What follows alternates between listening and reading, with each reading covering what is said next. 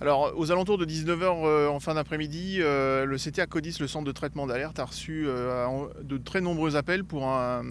nous informer d'un feu de forêt sur le secteur de Mussy. Donc là, nous étions vraiment confrontés à un véritable feu de forêt, ce qui a nécessité l'engagement de nombreux moyens très rapidement au vu des températures et de l'alerte orange qu'on a actuellement. Des moyens sont venus d'un peu partout dans le département et la Côte d'Or qui a reçu aussi des appels,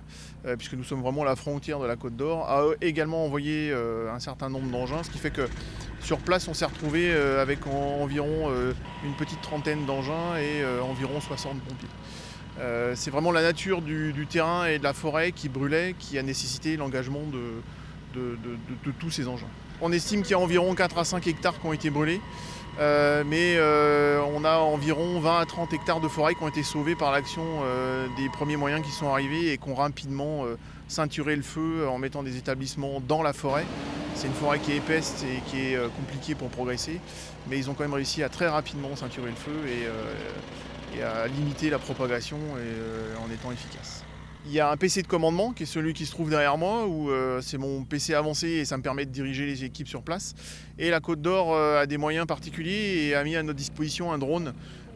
qui est actuellement en train de faire des images et qui nous permet un petit peu de voir où en est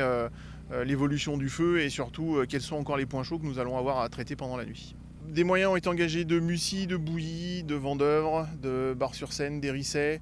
de Lusigny, de l'agglomération de Troyes. On a des moyens de la Côte d'Or, un grand nombre de moyens de la Côte d'Or, puisqu'ils ont envoyé 4 ou 5 engins.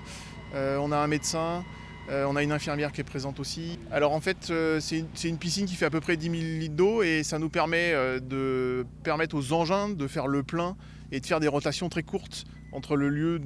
d'alimentation de l'engin et le site de l'intervention. Et on a un engin plus gros qui lui fait des plus grandes norias, qui a une grande capacité, qui dépasse les 10 000 litres et qui va régulièrement prendre de l'eau, revenir remplir sa piscine pendant que les autres engins font des plus petites norias.